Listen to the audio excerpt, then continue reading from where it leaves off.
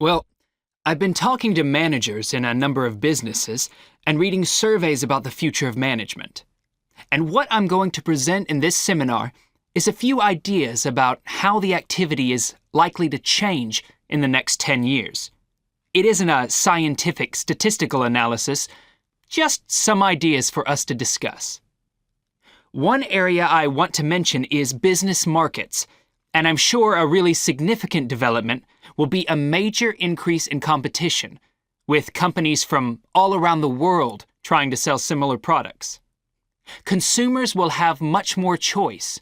For instance, food products sold in Australia might be manufactured in the USA, China, Finland, and dozens of other countries.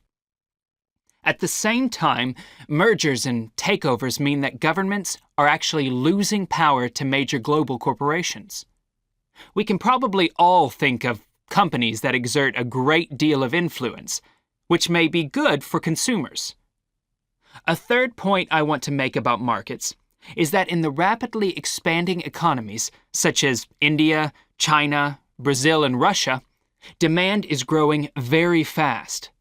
This is putting pressure on resources all over the world. I think businesses are becoming more open to external influences. In particular, companies are consulting customers more and more before making their business decisions. Companies are finding out what they want and providing it, instead of making products and then trying to sell them, which is the model of years ago. Another influence is that concerns about the environment will force manufacturers to extend product life cycles to reduce the amount of pollution and waste. And, in some cases, regulation will need to be strengthened. Many societies are much more fluid and democratic, and the structure of companies is changing to reflect that. I think we're going to see a greater emphasis within companies on teams created with a specific project in mind. And when they're completed, the teams will be disbanded and new ones formed.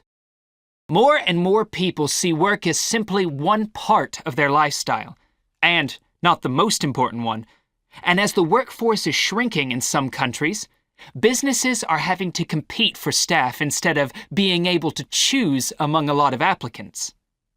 Typical examples that will attract and retain staff are traditional ones like flexible hours and, something that has been made possible by advances in technology, remote working, with people based at their home, abroad, or almost anywhere they choose.